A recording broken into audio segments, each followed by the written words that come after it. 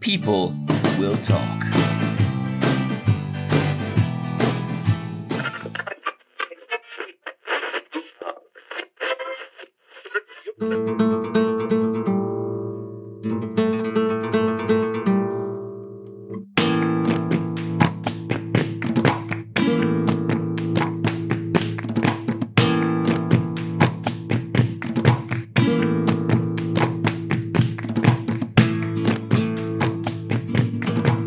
Welcome to the latest episode of the People Will Talk podcast. Joining me, of course, as always, is Maria.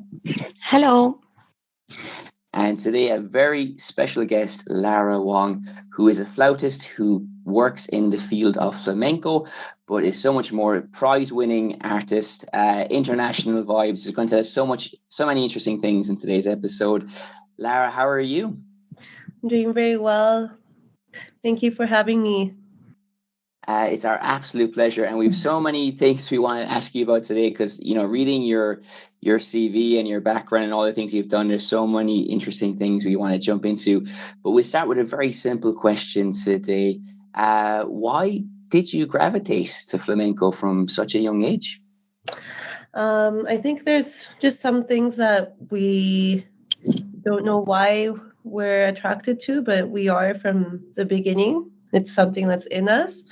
And I think flamenco was possibly one of those things for me because I discovered it at a very young age, at like 10 or 12 in Canada, where I was born. And I discovered it through a Spanish composer, pianist, named Enrique Granados.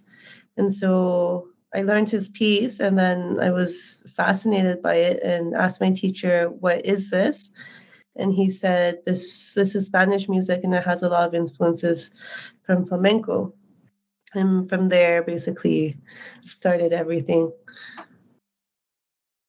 That's really interesting for me to hear that you learned about Granados. No, for us, he's such a classical composer and sometimes forgotten nowadays in ordinary education. But I guess so. It's so interesting that you learned about him. But then from that, you decided to adapt the Indian flute to flamenco. So there are two things that apparently seem very different, but perhaps they're not that different. But can you tell us, to start with, what are the challenges of doing that and what are maybe the rewards? The challenges for integrating the Indian flute, no? Yes, because I suppose I think throughout the interview it will become clear that it's not, such a strange combination as it might seem to people that don't know about it. No, when you first hear about it, you're surprised. But perhaps people are wondering, well, that must be really hard. So we're trying to adapt the Indian flute to flamenco. But was it easy for you, or? So it wasn't super easy. The bansuri is the name of the Indian flute. It's similar to the Western flute, as in it's played sideways. There's some flutes that are played downwards, which are quite different. So the blowing technique is the same, but the fingering technique is different. Because you have to use flat fingers instead of curved fingers. So changing those little things are always really hard because it's something that you're very used to and it's ingrained in you, and now you have to change all the technique. But it was also challenging because the regular flute has all of the notes in it, but the bansuri has different flutes for each scale. So that's why you see small ones and big ones.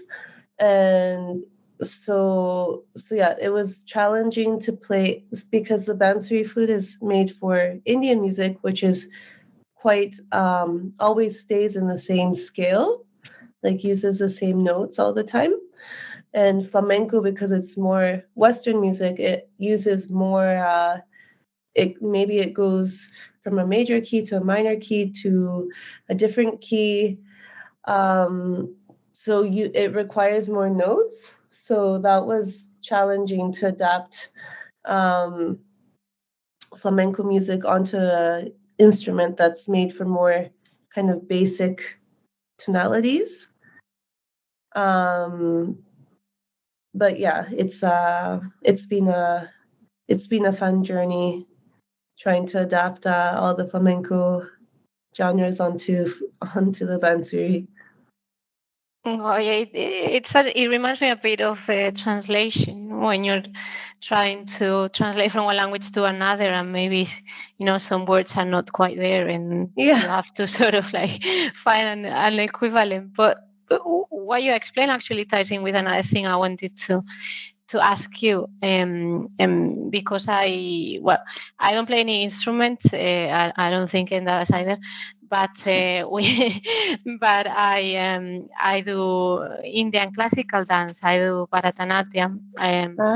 Yeah, I learned it from a couple of years ago. That's so and we're always told that there are similarities with flamenco in terms of like the tempo, for example. So whether there are 8, 4, and how that's slightly different from the music that we are used to hearing every day. So do you think that kind of helped you or makes it easier for those two things to fit together, or it's a successful combination because of the performance and because of the sound of the flute? How do you see it? I think that the bansuri naturally goes well with flamenco because of the shared roots, like you said. Because flamenco comes from many things, but one of its roots is the Rajasthan gypsies from India. So I think it's the sound itself of the flute really fits in well with what I do usually is I kind of sing with the flute. I take the cantes, like the flamenco songs, what the singer would sing, and I play it on the flute. So in that sense, the bansuri has a very nice timbre that has that very flamenco sound, and you can kind of like slide the notes so that they're like in flamenco they don't really sing on in tune. They kind of bend the note, and so in Indian music they do that too, and the bansuri is made to do that. So I think it goes really well because of that. It's a very interesting culture that you've plugged into, Indian style of music, which I know a lot from Maria. And before I ask you the next question, Lara, I just want to confirm to Maria, yes, I do play a musical instrument. I play the guitar. I'm very surprised you don't know that, Maria. After all these years, we've been working together. But one thing that's, I guess, is a reflection of COVID and everybody going online. Everybody was teaching classes or doing business meetings through Teams or Zoom, all these wonderful things. And in fact, we're even doing this interview today, even though we're all in Madrid, we have the habit now of doing things online. We're doing this on Teams at the moment. And you've done, Lara, classes with teachers from India online. Yes. And what's that been like from the musical perspective or from the artistic perspective? And will you travel to India in the future, perhaps? So I was taking classes online with a few teachers, one in India and another in New York. But yeah, the whole Zoom culture is amazing because for example, in Madrid there are no teachers. And for a while before the pandemic, I was like, oh, there's no teachers. What am I going to do? Maybe I should travel and study with a teacher in Canarias. But now with this pandemic, everyone started to offer classes online. And yeah, it feels like you can basically take classes with anyone in the world right at home, which is amazing. But yeah, it's definitely limited. especially with music, the sound is just not great, and there's some technical things that are very hard to correct. So I am planning to go to India. I'm waiting for a grant to come in to help me to fund the trip. But yes, it's one of my plans for 2023. Maria, you'll be very jealous. You haven't gone to India yet. No. Well, Maria, would you like to go to India as well to practice your dancing? Well, yeah, of course. If you need an assistant, by all means. Yeah. It looks like a totally different world. And you said something interesting earlier as well. You said like people, might be surprised that there's this fusion of flamenco and indie music, but it's not actually that surprising, which kind of sets me up for the next question for you, Lara, which is, I mean, how, in your opinion, how adaptable and flexible is flamenco? Because, I mean, I've seen Riverdance a couple of times as well, and there's flamenco elements of in that show as well. So I guess... Oh, yeah? Could you, because the idea is that Irish dancing actually is quite linked Tap to dancing. other type of dance. Yeah, tap dancing is linked to even Russian dancing. Oh, okay. It's linked to African American styles of dancing as well. I think with immigration and the historical forces moving Irish people all over the world, it kind of picked up and fused with other things as well. But I mean, from your perspective, do you think flamenco is this thing that could be grafted or attached to so many different styles? Is it almost limitless what flamenco could be attached to? I think, I think it's almost limitless because flamenco is such a genre of music that has so many different roots. It makes it just like that much more compatible with so many different types of music, because it has the Western kind of mentality of harmony. And then it also has all the African rhythms, which makes it a very rhythmic type of music. And it has everything. It has singing, it has instruments, it has percussion, it has dance. So it just opens up many different ways of tying the music in with another genre. So Lara, it's quite amazing what you're talking about. This fusion. I think a lot of people will find it interesting.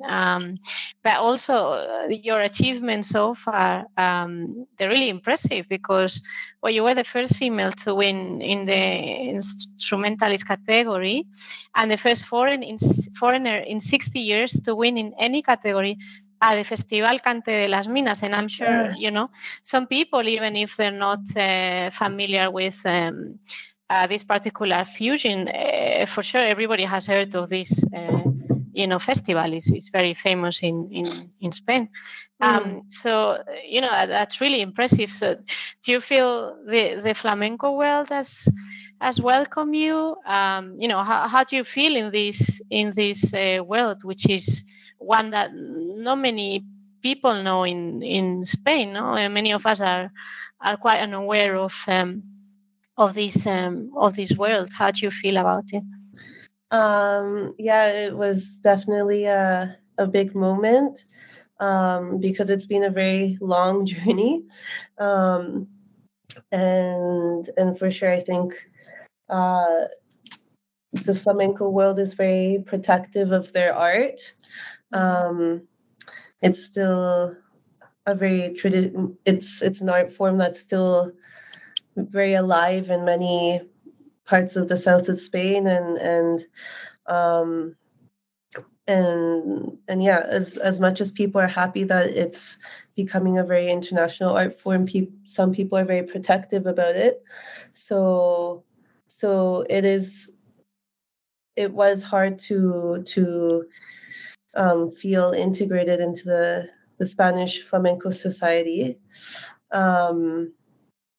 but it's just a journey that everyone has to go through, I guess, kind of to while you're learning, prove that you have what you're doing, and respect the art form, and and slowly people will start to take you more seriously, and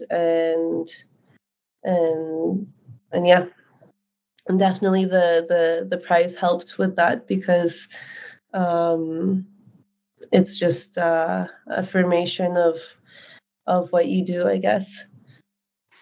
Yeah, well, it's an amazing recognition of your work. Yeah, and I suppose, that might help people. It's true that in this sort of, traditional arts, there's some purists, that don't want to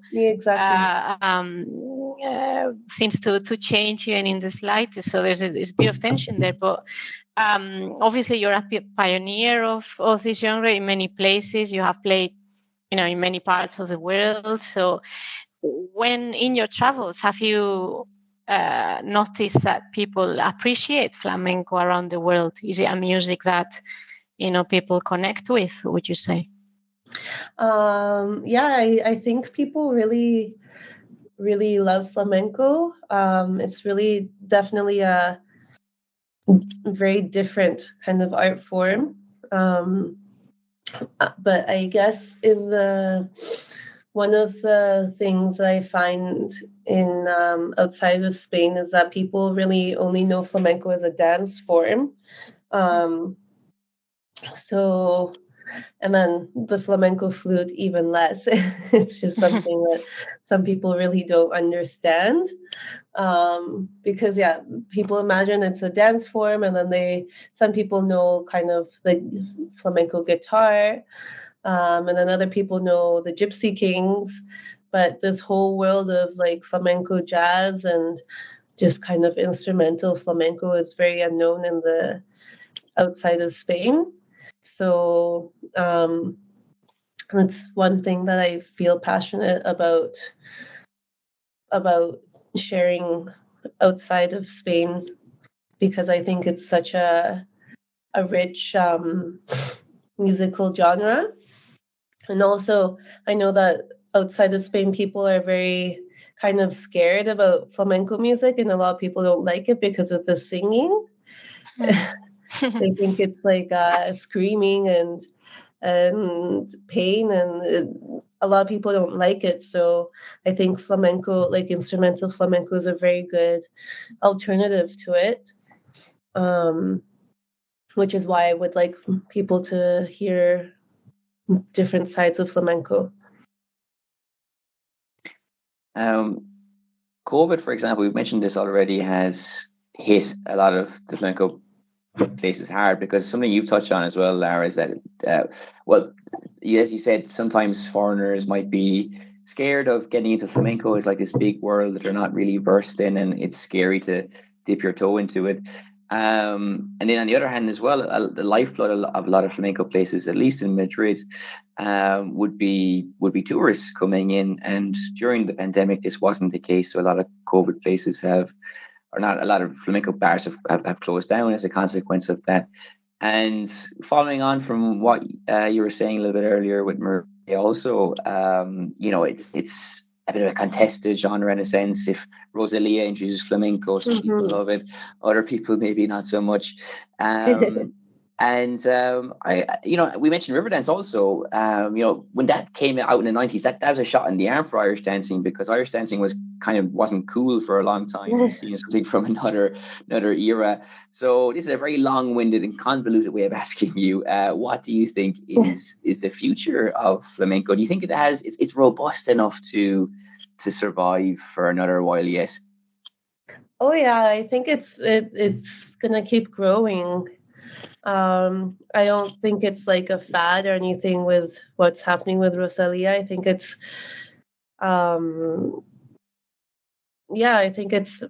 don't think it'll become like salsa or like reggaeton, but I think it's definitely, like outside of Spain, the flamenco communities keep growing, and more people know what it is. And I'm not sure what it will be like in Spain, to be honest.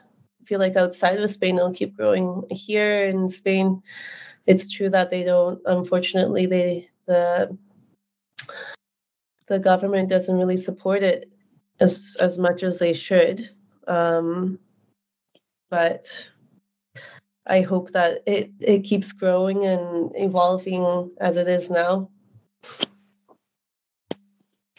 Yeah, that's the hope. I suppose also when you do collaborations and with people that are also well known as well, that helps the public engage, and you have had some of those amazing collaborations. Can you tell us a little bit more about them?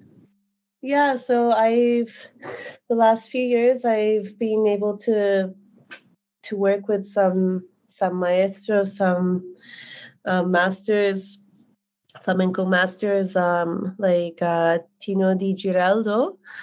He's a percussionist and producer, and he's one of the top in Spain. And he's just playing with, he played with Camarón, with Luz Casal, I guess El Bicho, Manolo Sanlúcar, just so many people, and his range of music is extremely wide. And so it's just been an amazing experience playing with him, because you learn so much, and yeah, it's just a totally different experience. Everything he says is it makes you open your eyes, and yeah, he's been an especially special person to work with, because he has a very open mindset with flamenco and really likes to fuse music. So that was a wonderful experience, and also I got to work with Pepe Rivero, which is a Cuban pianist here in Madrid, and he's also a wonderful musician who fuses flamenco, Latin music and classical music, and he's just, yeah, it was a super, super fun experience to play with him as well. And yeah, slowly I'm getting more integrated into the scene here, and playing with more people that I've always admired, and it's just always it just always feels like a dream come true. So. And speaking of collaborations, you also play with a musical trio. So what's it like? Is it more enjoyable sometimes having that support of other musicians on stage? It's not so lonely. And I guess as well, will you be focusing on playing more with them in 2023, or will you be doing more solo concerts? What's on the cards for you in this upcoming year? My project is usually with trio. Just because as a flutist I need my guitarist, and I like to have a percussionist as well.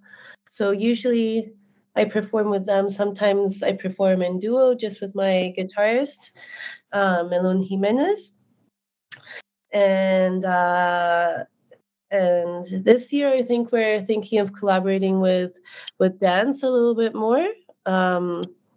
Just because when we tour outside of Spain, people really like to see dance. So it's also a very fun way to expand our repertoire. So yeah, that's what we're mostly planning to do. And I hope to collaborate with whoever comes in my path as well.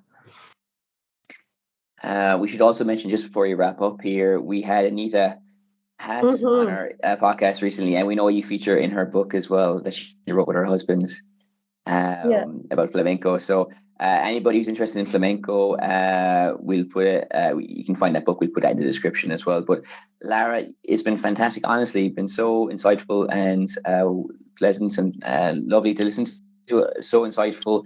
We wish you the best 2023. I'm sure you'll make a lot of people happy with the music you're playing this year. So from my behalf, thank you so much, and have a great day. Yes, thank you so much, Lara. Thank you so much. Really nice. We learned so much. Thank you so much for having me. It was lovely talking to you.